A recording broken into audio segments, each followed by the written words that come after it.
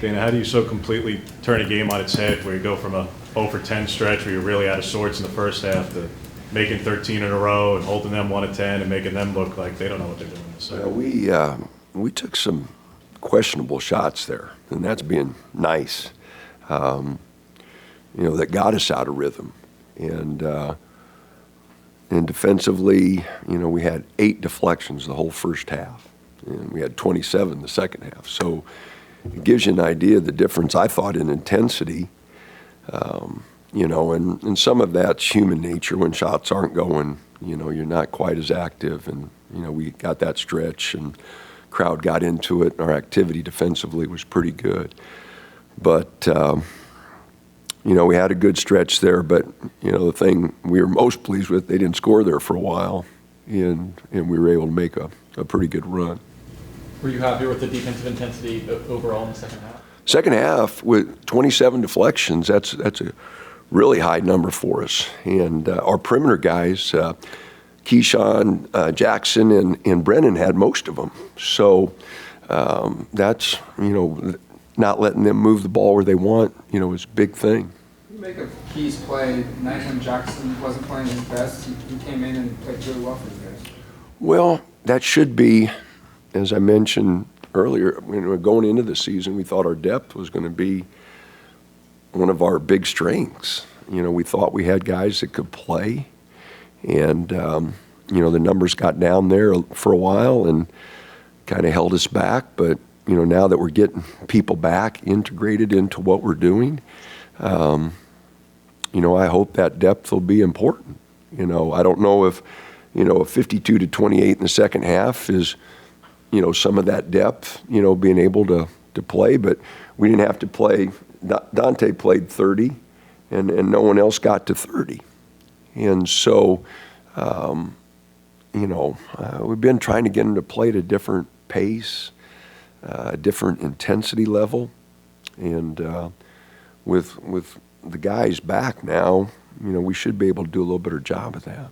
At the front end of that run, I think Kwame had 5 points, 2 rebounds, and an assist in like a 1.5, 2 minute stretch. What were your thoughts on just what he was able to kind of spark you guys in those few minutes? He did a nice job there off the bench, and really made a couple good plays for us. KJ, really wants to help the team. He came to me, knew he wasn't playing really good, and said, "Coach, maybe I just need to come off the bench and try to get something going." And I like that unselfishness. Again, if we're going to play 10 guys or whatever, guys gotta, what can I do for the team? And you see how that unselfishness pans out. He had a good stretch, comes off the bench, and really was a big part of that run, offensively and defensively. What were you thinking you'd be able to get out of Nate tonight, and just what you thought on seeing him back out there? Oh, I don't know. I just he had practiced full this week, and so we were hoping to get him 10 to 15 minutes. Just get him back on the floor, get used to being out there a little bit.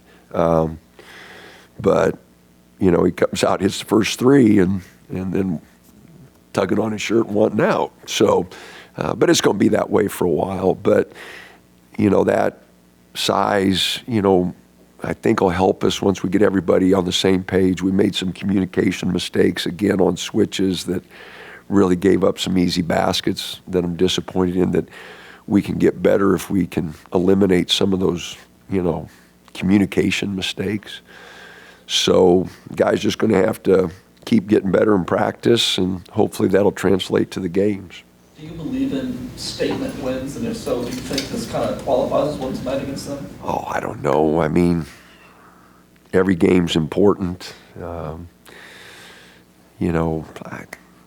I don't know. We needed to win the game. I know that, coming off of 2 road losses where defensively we're 1-5 when we give up 80 points. So you don't have to be too much, too smart to figure that out. That number's too high. Do you think that having a really deep rotation kind of affects that defense and helps guys really stay into the game defensively? Well, I hope it will. I hope the guys understand that that's going to be, a big part of who's playing is, how hard they're playing defensively. Because that's by far the area that we've got to improve upon the most.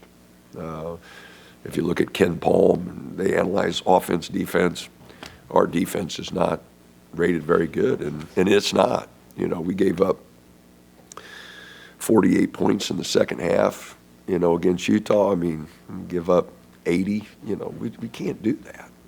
So anyway, we've got to get more cohesive defensive effort and communicate a lot better, and I think our defense can continue to get better. You were on track to give up 80 halfway through the first half. Mhm. Did you say something, or did Absolutely. somebody set the tone? The second media timeout, they were at 20 already. It was 20 to 10 and 10 whatever it was. And so, yeah, we were letting them know that they were on an 80-point pace, and we had to put some stops together. George, looking at some of those defensive analytics, Arizona State's right top 3 in the Pac-12 in terms of defensive efficiency. What adjustments did you make at halftime to really come out and you scored 52 on them? Well, we cut down the turnovers, and I thought the guys did a little better job at inside out, got some better looks. Like I said, some of the shots we took in the first half just weren't in rhythm. They weren't shots we practice, weren't shots we see in practice, and took us out of a flow of what we wanted to do. And I thought the second half we had a lot better ball movement and just made a lot better decisions. So taking 16 threes against the number 1 3-point defense in the league wasn't part of the plan in the first half then?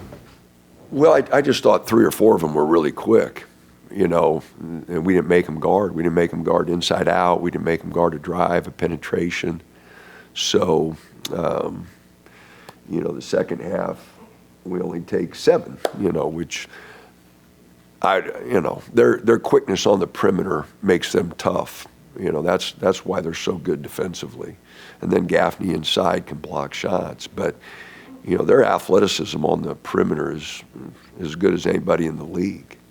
And Value, Dana, to winning stylistically this way, not so much just every stat, but I mean more of this was more of a playground style game than you guys have played in a while. And in the second half, where your most experienced guys and Jermaine and Dante and Keyshawn really take over, and you shut off their most experienced guy who really dominated the game in the first half, what's the value to leaning on experience and taking over a game against a team who wants to do that same kind of thing? Well, Jermaine and Dante, played really well at Utah. And I didn't think they got much help.